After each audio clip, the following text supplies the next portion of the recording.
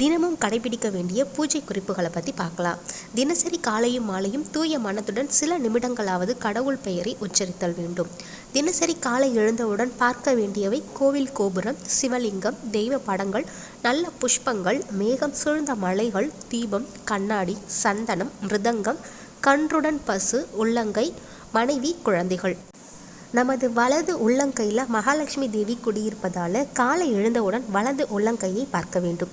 இது துவாதசன தரிசனம் அப்படின்னு சொல்லப்படுது. அமாவாசை திவசம் ஆகிய நாட்களில் வீட்டு வாசலில் கோலம் போடக்கூடாது.